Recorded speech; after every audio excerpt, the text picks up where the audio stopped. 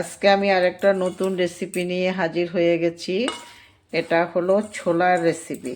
তো এটা তোমরা মুড়ির সাথেও খেতে পারবে, চার সাথে খেতে পারবে সন্ধ্যাবেলা। তো আমি এটা ঘরে তৈরি করেছি। কিভাবে তৈরি করেছি তোমাদেরকে সম্পূর্ণটা দেখাবো। এগুলো বাজারেও কিনতে পাওয়া যায়।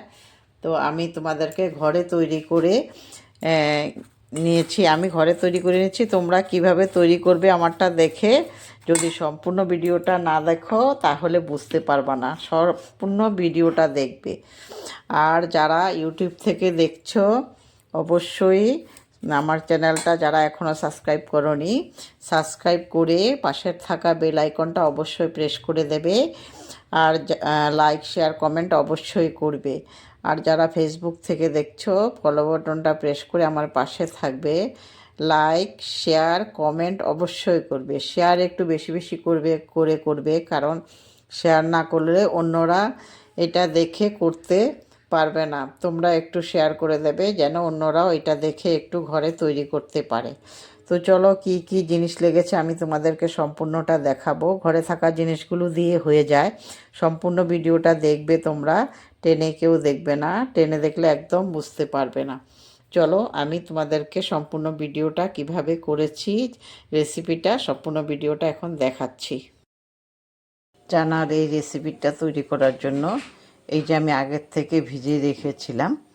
এই দেখো ভিজিয়ে রাখার পরে এখন কি করব, অল্প টাইম আমি এটাকে সেদ্ধ করে নেব। বেশি টাইম লাগবে না, অল্প টাইম প্রেসারে দিতে হবে না, এমনি এখানে বসিয়ে দিলেই হয়ে যাবে একটু ঢাকনা দিয়ে।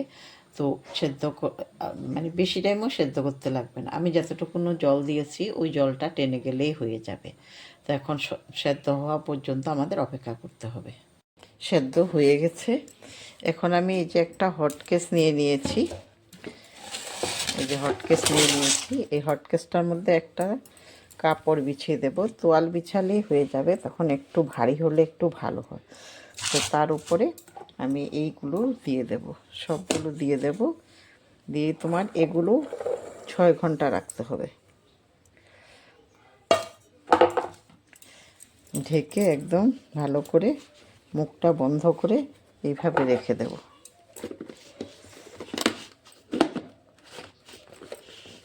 6 ঘন্টা পরে খুলবো এটা। এখন আমি এগুলোকে খুলে তারপরে দেখাচ্ছি কি অবস্থা। এই দেখো এখনও গরম আছে। প্রায় 5-6 ঘন্টা হয়ে গেছে কিন্তু এখনও গরম আছে। তো আমি এখন যে কাজটা করব ওইটা দেখাচ্ছি তোমাদেরকে। তো একটা একটা করে নেব। এই যে একটা একটা করে নেব এইভাবে। এই যে এইভাবে থেতো করব প্রত্যেকটাকে।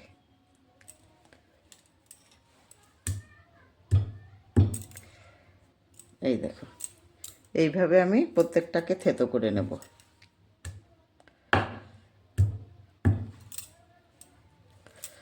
দেখতে পাচ্ছ তোমরা?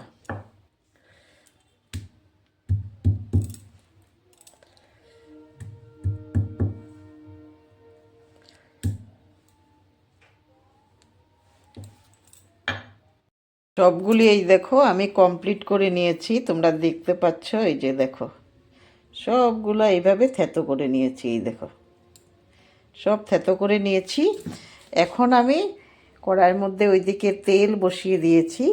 এখন এগুলোকে ভাজবো।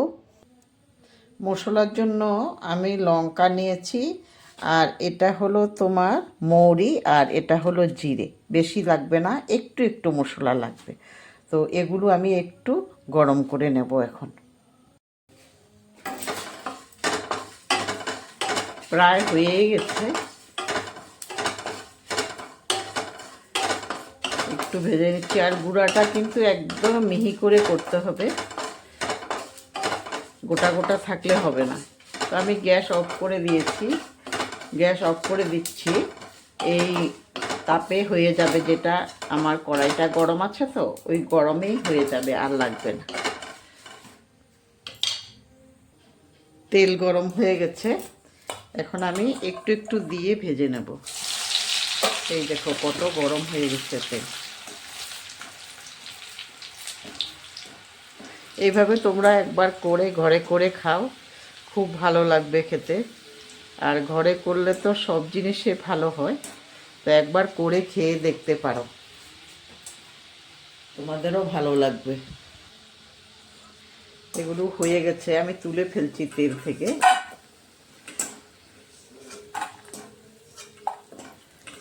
তো এইভাবে আমি সবগুলো ভেজে নেব প্রথমে।